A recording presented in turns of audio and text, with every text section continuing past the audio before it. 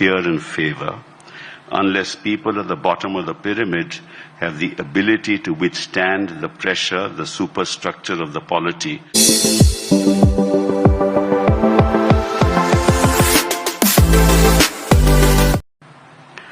Any structure with a weak foundation will impact the edifice and eventually collapse.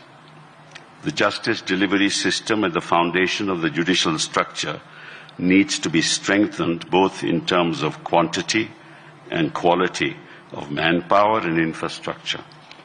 Our trial court and district and session courts need to be empowered to deliver justice without fear and favour, unless people at the bottom of the pyramid have the ability to withstand the pressure, the superstructure of the polity will not be able to deliver.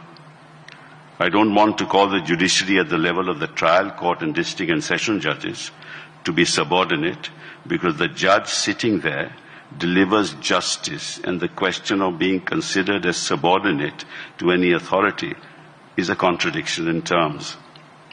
The judiciary at that level should be instilled with the confidence that their judicial pronouncements shall never be held against them, and that they represent the spinal cord of the justice delivery system. They should have the flexibility and the independence to render judgments in accordance with law without fear or favour. The effectiveness, fairness and integrity of the courts impacts the perception of the public on the credibility of the entire judicial system. The fact that the trial court and district and session courts are loath to grant bail in matters of some significance itself is symptomatic of the malaise that has set in. In the course of my career, I have seldom witnessed the grant of bail at that level.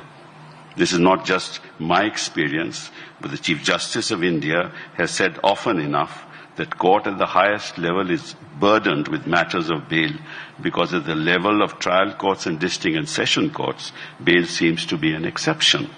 Of course, it goes without saying that the grant of bail depends on the facts and circumstances of each case, but the pronouncements of the court have in the recent past adhered to the principle that bail is the rule and jail an exception.